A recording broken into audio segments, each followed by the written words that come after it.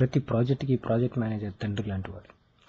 ఆ project manager కూడా బొమ్మరిల్లులో తండ్రిలాగా తప్పులు చేస్తే ఆ టీంలోని టెస్టర్స్ బాధ ఎలా ఉంటుందో ఇప్పుడు మీరు చూడబోతున్నారు. Thank you. Kiran, just man, నేను తప్పు చేశానని శ్రీధర్ అంటున్నాడు. నువ్వేమో తప్పు నీదని వెళ్ళిపోతున్నావు. ఏం జరుగుతుంది ఇక్కడ? నాకు అర్థం కావట్లేదు. ఏంటి తప్పు? నా టీంలో ప్రతి ఒక్కరూ ఏ ప్రాజెక్ట్ ఇవ్వాలి, ఏ రోల్ ఇవ్వాలని అనుకోవడం తప్ప? ప్రాజెక్ట్ మేనేజర్గా నా టీంకి గొప్ప ప్రాజెక్ట్స్ తేవాలనుకోవడం తప్ప? ప్రతి ఇనిషియేటివ్ నా టీం బగ్ లేకుండా డెలివరీ చేయాలనుకోవడం తప్ప? చెప్పు, నాకు అర్థం కావడం లేదు. ఏం తప్పు చేశాను నేను? మొత్తం మీరే చేశారు. మొత్తం మీరే చేశారు. చాలు సార్, ఇప్పటి వరకు మీరు నాకు చేసింది చాలు. నా ప్రొఫెషన్లో నేను కోల్పోయింది చాలు సార్. ఇంక వద్దు ప్లీజ్. ఏం కోల్పోయావరా?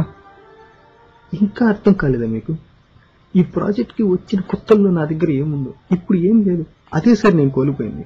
స్కిల్స్, చిన్న చిన్న టెస్టింగ్ ప్రొయాక్టివ్ స్కిల్స్ అన్ని కోల్పోయాను సార్ మీ వల్ల. మీరు ఎప్పుడు మీ టీమ్మేట్స్ గొప్ప టెస్టర్స్ చేయాలి, గొప్ప లైఫ్ ఇవ్వాలి అని ఆలోచిస్తారు. కానీ నాకేం కావాలో, నేను ఎలా టెస్ట్ చేయాలనుకుంటున్నారో మీకు తెలుసుకోవచ్చు. అడిగిన ప్రాజెక్ట్ కన్నా పెద్ద ప్రాజెక్ట్ ఇవ్వడంలో ఉన్న సాటిస్ఫాక్షన్ మీకు తెలుసు సార్. కానీ కోరుకున్న ప్రాజెక్ట్ టెస్ట్ చేయలేకపోతే ఉన్న బాధ మీకు తెలుసు సార్. నాకు తెలుసు. అసలు నాతో మాట్లాడితే కదా సార్ మీకు తెలిసేది ఈ ప్రాజెక్ట్ నాకు ఇష్టమో లేదో.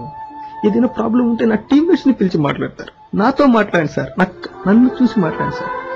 నాతో ఫ్రెండ్లీగా ఉన్నాడు సార్. ఈ మాట ఎప్పుడు నేను కదరా అంటాను. చెప్తారు కానీ ఉండరు.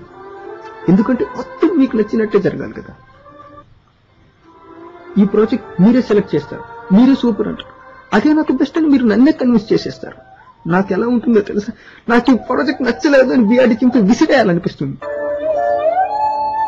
కిరణ్ ల్యాబ్ లోకి వెళ్ళి మోడెం కనెక్ట్ చేయమని చెప్తాను. నేను వెళ్తాను, కానీ నేను వెళ్లే లోపలే మీరు ల్యాండ్ టీమ్ చెప్పి చేయించేస్తారు. నవ్వుతున్నారు సార్ నన్ను చూసి మిగతా వాళ్ళు. ల్యాబ్ హే కిరణ్, పోర్టల్ చేంజెస్ వచ్చి టెస్ట్ చేద్దాం రా అంటారు. నేనేదో టెస్ట్ చేయాలనుకుంటాను, మీరు నాతో ఒక్క బగ్గు కూడా లేకుండా టెస్ట్ చేయించాలనుకుంటారు. హే లెఫ్ట్ క్లిక్ చేయి, రైట్ క్లిక్ చేయి, ఫూటర్ క్లిక్ చేయి, ప్రోమో క్లిక్ చేయి అని నా చేతిలో మౌస్తో మీరే క్లిక్ చేసేస్తే, నా టెస్టింగ్ కూడా మీరే చేసేస్తే ఇక నేను ఎందుకు సార్ టెస్ట్ చేయటం? ఆఖరికి లాగిన్ కావటానికి సైన్ ఇన్ బటన్ క్లిక్ చేయాలని కూడా మీరే చెప్తే టెస్టింగ్ చేయలేకపోతున్నాను సార్. చేయలేకపోతున్నాను. మీకు తెలీదు, మీకు నచ్చినట్టు ఉండలేక, నాకు నచ్చినట్టు టెస్ట్ చేయలేక నేను నరకం చూశాను సార్. నరకం చూశాను. ఫ్రస్ట్రేషన్, కోపం, చిరాకు, ఎవరి మీద చూపించాలో, ఎలా చూపించాలో తెలియదు. చివరికి ఒకరోజు ఇంట్లో నా వైఫ్ ను కూడా యాడ్ చేశాను. ఆ రోజు నుంచి తను పుట్టింటికి వెళ్ళిపోయింది. She is gone. ఇంతవరకు రాలేదు. ఇక వస్తుందన్న నమ్మకం కూడా నాకు లేదు. అసలు నేను ఎందుకు ఇలా ఉన్నానో నా వైఫ్ కే తెలియకపోతే శ్రీధర్కి ఏం తెలుస్తుంది సార్? ఈ టీంలోకి వచ్చినప్పుడు శ్రీధర్కి నేను ప్రామిస్ చేశాను, నేను ఒక బెస్ట్ టెస్టర్ని అవుతాను. ఇప్పుడు అదంతా పోయింది. It's gone. ఇప్పుడు నేను ఏం చేయమంటాను సార్? కొత్త క్లయింట్ దగ్గరికి వెళ్ళి వాళ్ళ ముందర టెస్ట్ చేయాలి కదా? టెస్ట్ చేస్తాను. కానీ ఒక్కటి చెప్తున్నాను సార్, ఇప్పటి వరకు నేను పనిచేసిన ఈ SIT, UIT, PL environments, coffee projects వాటికి తెలియదు సార్ నాకు అవి నచ్చవని.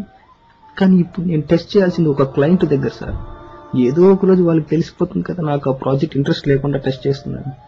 ఆ రోజు టెస్టింగ్ బాగా చేయట్లేదని వాళ్ళు కంప్లైంట్ చేస్తే మీరే బాధపడతారు. ఇప్పటిదాకా ఒక ప్రాజెక్ట్ మేనేజర్గా మీరు గెలిచాను అనుకుంటున్నారు కదా, కానీ మిమ్మల్ని గెలిపించడానికి 24 నెలలుగా నేను ఓడిపోతూనే ఉన్నాను సార్. ఓడిపోతూనే ఉన్నాను.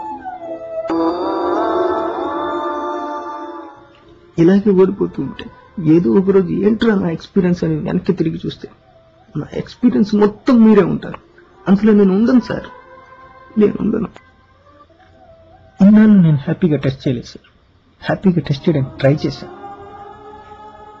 ఇక ముందు కూడా అలాగే ఉంటాను. నాతో రిక్వెస్ట్ సార్, నాకు నచ్చని ఎన్విరాన్మెంట్ ప్రాజెక్ట్స్ ఇచ్చి నన్ను టెస్ట్ చేయమని చెప్పొద్దు సార్ ప్లీజ్.